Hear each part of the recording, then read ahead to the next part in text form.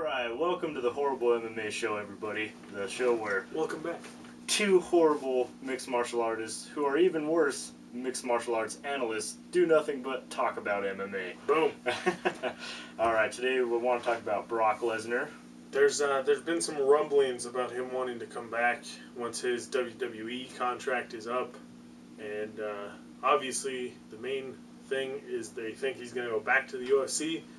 But now there has been stories about how Bellator, Scott Coker, who used to own Strikeforce, is coming out saying that they're going to be pursuing Brock as well. So it kind of adds a little wrinkle into that whole story, which is weird because Brock, I mean, he was a very sort of a slightly above average fighter in his time in MMA so far.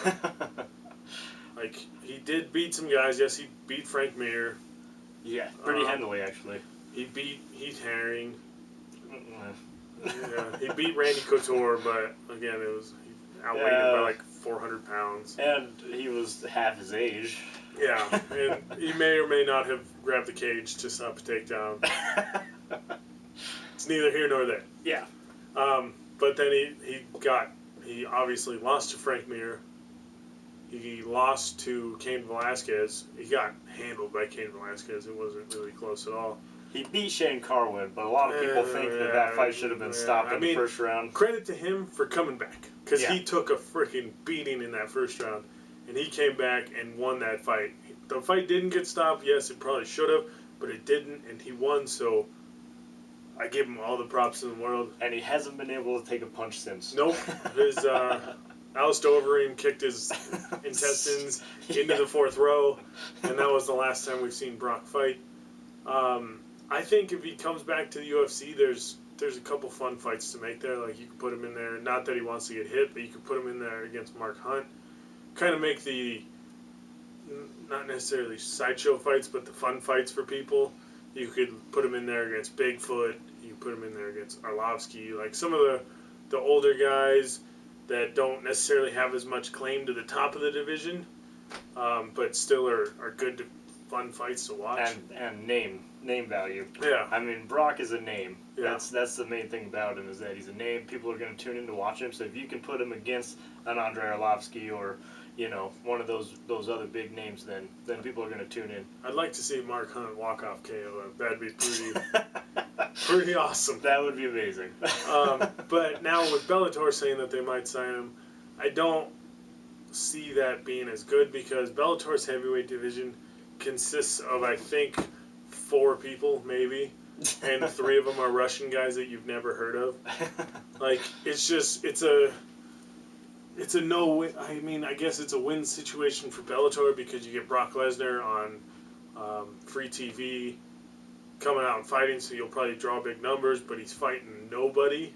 So most people will just see it as like, oh, it's an easy paycheck for whatever. But if Brock loses to any of those guys, like, the heavyweights in Bellator are good.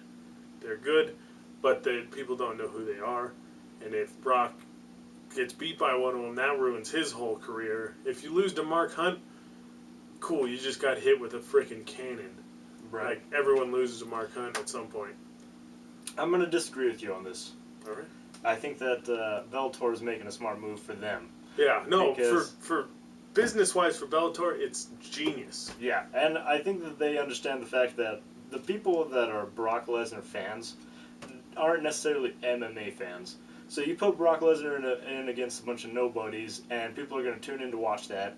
You basically send sacrificial lambs to the slaughter, and then you get a big payday. So, I mean, Bellator might even be a better fit for Brock than the UFC, because he's way more likely to lose in the UFC. The Bellator heavyweights are good, but he's 100 times more likely to lose to any of the top 10 heavyweights in the UFC. And Bellator's been kind of adopting this weird pro wrestling sort of thing. They have Bobby Lashley again, and he is the actual heavyweight champ of Total Nonstop Action Wrestling. So there's kind of that, and then the whole Tito Ortiz-Stephan Bonner fight had this very weird pro wrestling flair to it. So, I mean, it wouldn't really hurt. It's smart on their part. Again, I don't know if they'll be able to pay Brock, because, I mean, they paid Tito Ortiz $300,000 for his last fight. So it shows that and with that, they pulled in the second highest numbers for ratings that MMA has ever gotten on free TV. Like, only, I think, Kimbo Slice versus maybe James Thompson, the Colossus. Only that fight has pulled more viewers. And Brock could do more than Tito, I think. So it's one of those where, like, maybe they can pay him enough because he'll bring in the numbers. Maybe Bellator should go after Kimbo, too. Yeah. Brock versus Kimbo. Biggest fight ever. For free TV. Yeah. Well, I mean, and it's one of those things where, like I said, it's not MMA fans necessarily that are Brock Lesnar fans. I think that the hardcore fans don't really care about Brock Lesnar. Yeah, he was good. He was fun in the time that he was there, but MMA has moved on from Brock Lesnar. I think the most fun that we ever had was just making fun of Brock. I completely agree with that. But again, with Brock going to the UFC, there's also the pay-per-view points that he could get on top of his already probably ridiculous paycheck that he would get. And he has been a part of, I think, he has one of the highest pay-per-view buys for UFC 100 when he headlined it. Granted, that was a very stacked card, but he was the main event. So and George St. Pierre was right under him. Yeah, so it was huge. And I think his fight UFC's against... two biggest stars at the time. Yeah, and I think the fight against Carwin may have pulled almost 1 million buys as well. So he's got a lot of drawing power, and for him, since he's getting older, not that he needs more money, but you come in, you're going to probably get paid at least $1 million from the UFC, and then you pull in the pay-per-view numbers. Could be a $2-3 million payday for Brock Lesnar if he goes to the UFC. Bellator doesn't have that same sort of pull on pay-per-view. So, I mean, it really comes down to what Brock Lesnar wants to do. But, I mean, not that I'd like to see him, but I'd rather see him in the UFC. Make it a better fight than him versus somebody. Yeah, I'm just not interested in watching Brock Lesnar, so I don't care where he goes, personally. Yeah, it's kind of whatever. I mean, if it's good for the UFC, great, but if it's good for Bellator, great. I really don't. Brock Lesnar is the most uninteresting fighter to me. Very, very good point. Yeah, if he doesn't come back good, he's getting older. He's like almost 40-something now. People's last memory of him is him getting beat up and then him getting beat up.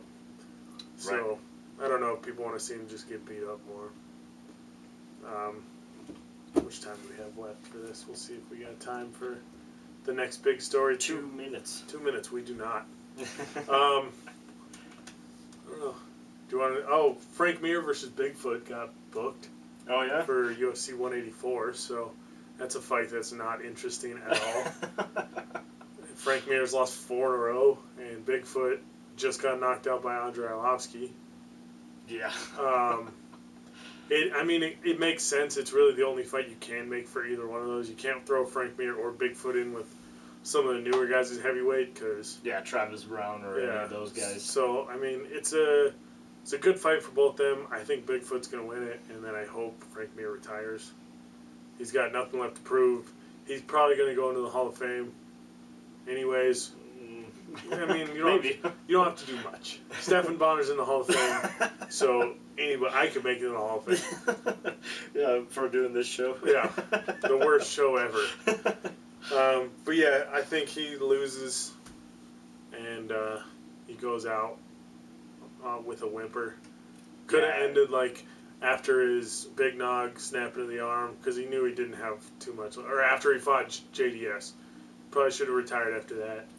Fought for the title again when he shouldn't have. No one countered him in for that title run. He had it. He looked good. Then he got beat up by JDS, and he should have just called it a career right then and there.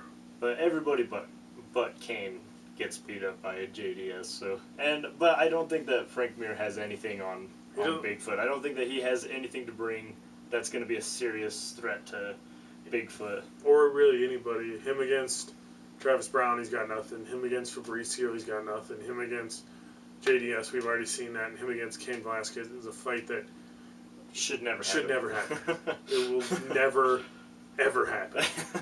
But yeah, by the time Kane's injuries heal, fucking Frank's gonna be like 80 years old. yeah, exactly. Anyways. He'll never fight again. So yeah, horrible MMA. Signing out. There you go.